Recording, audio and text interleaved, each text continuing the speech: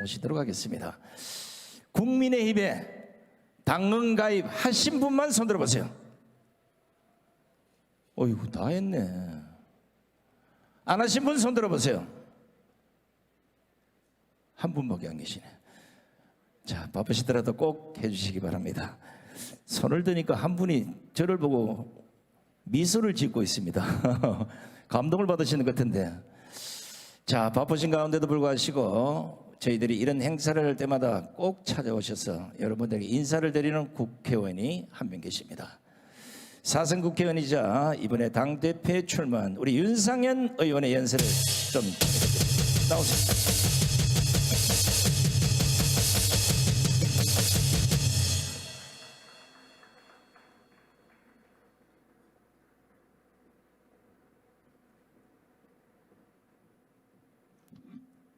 예, 윤상현 의원입니다. 인사 올리겠습니다.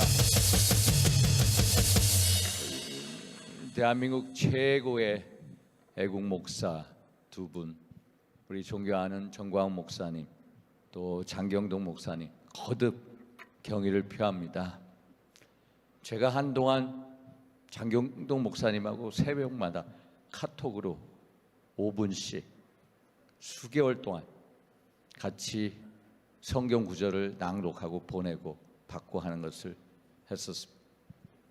제가 그동안에 박근혜 대통령 측근이라고 해가지고 2016년, 2020년 계속 공천 탈락이 됐고 무소속으로 살아왔습니다.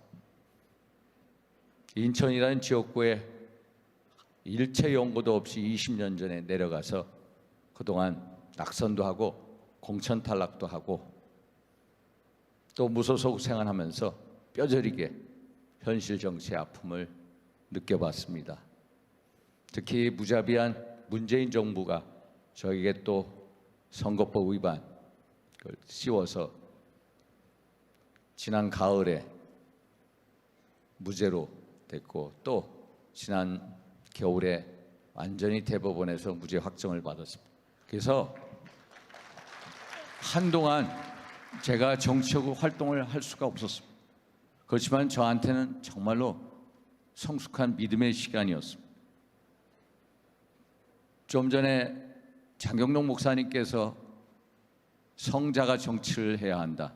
전적으로 동감하고 있습니다. 정치라는 게 결국은 하나님으로부터 통치권을 위임받아서 정의를 행하고 선을 장려하고 악을 징벌하는 것이라고 믿고 있기 때문입니다. 제가 그 어려운 정치적 고난 속에서 쓸 수 있었던 것은 결국 고난은 저에게 하나님을 만나는 축복의 통로였습니다. 축복의 통로를 통해서 한국 정치의 비밀과 열쇠가 성경 속에 있다는 것을 느꼈습니다. 그래서 성자만이 훌륭한 정치를 할 수 있다. 제가 우리 대통령께도 말씀드렸습니다.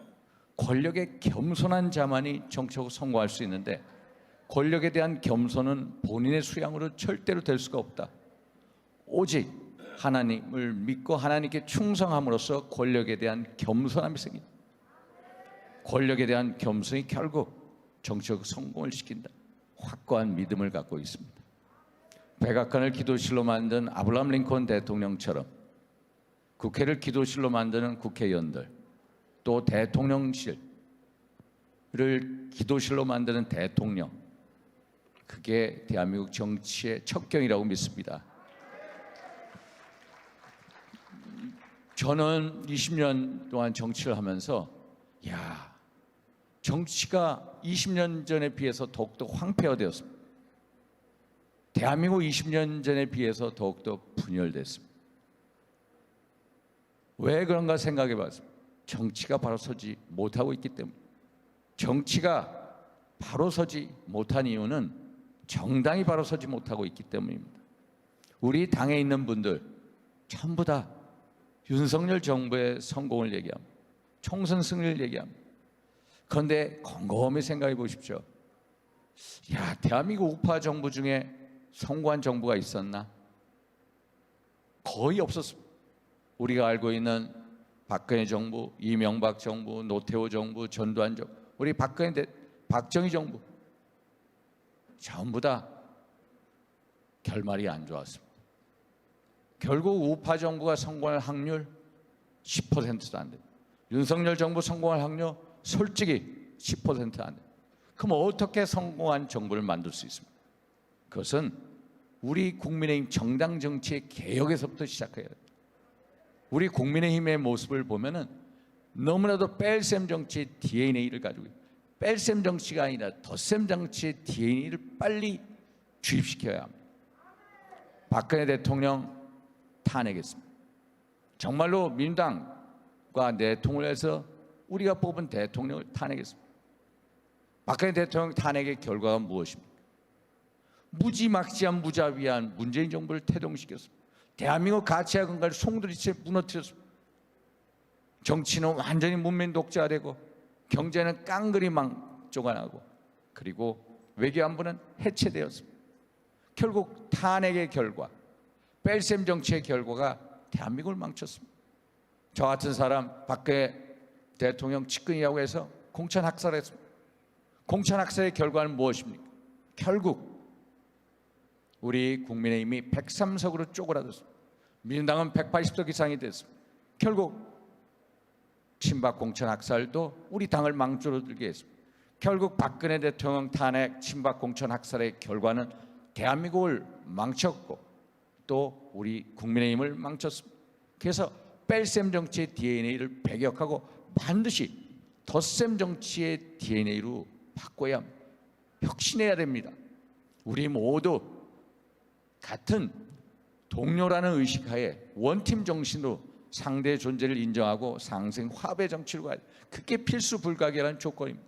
그럼 왜 우리 국민의힘은 뺄셈 정치에 능할까? 우리가 한마디로 이익 집단이기 때문입니다. 대한민국 자유민주주의 우파 이념을 위한 투쟁가적인 이념 집단이 안 되기 때문입니다. 이게 민주당하고 차이죠. 민주당은 조국이나 추미애가 허튼 소리를 하더라도 다른 의원들이 벌떼처럼 몰려가서 옹호를 해줍니다. 왜? 좌파 이념을 같이 할 이념적인 동지이기 때문에. 그런데 우리는 대한민국 자유민주주의 우파 이념을 할 동지의식이 없기 때문에 동료를 내치고 동료의 위기를 저의 자신의 기회로 이용하는 이런 행태를 보이고 있습니다. 그래서 국민의힘이 이익 집단이 아니라 완전한 대한민국 자유민주주의 우파 이념의 철저한 이념 집단으로 변모시켜야 됩니다. 맞습니까? 지도자 여러분 맞죠? 또 정당이 군림하는 정당이 아니라 정말로 국민을 섬기는 정당, 하나님을 믿고 충성하게 되면 당연히 국민을 섬기게 됩니다. 하나님을 믿으면 자유민주 우파 이념에 더욱더 강력해집니다. 맞습니까?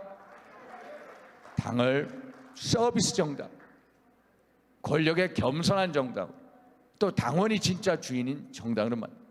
그래서 저 윤상현이 오랜 정치의 동면을 끼고 우리 기독교 지도자 여러분들께 말씀드려 왔습니다. 저 윤상현의 충정을 꼭 믿어주십시오. 저는 오늘 이 자리에 와서 부끄럽습니다.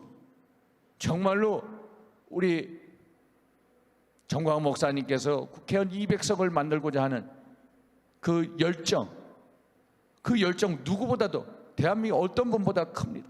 우리 국회의원들보다 훨씬 크신 분입니다.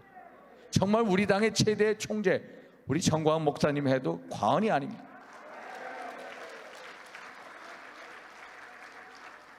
내년도 200석 총선 승리. 저는 최근에 갤럽 여론조사 보면은 윤석열 정부 견제하자 55% 여론조사 나. 윤석열 정부를 도와주자 41.4%. MZ세대 윤석열 정부를 도와주자 20%. 정말로 어렵습니다. 이 난국을 타개하고 반드시 승리의 길로 갈 수 있도록 저 윤상현 하나님에 대한 믿음을 가지고 우리 같이 하는 기독교 지도자 여러분들과 함께 반드시 총선 승리를 넘어서서 대한민국을 바로 세우는데 항상 같이 하겠습니다. 감사합니다. 감사합니다. 네, 감사합니다. 우리 윤상현 의원께도 여러분 뜨거운 박수를 보내주시기 바랍니다.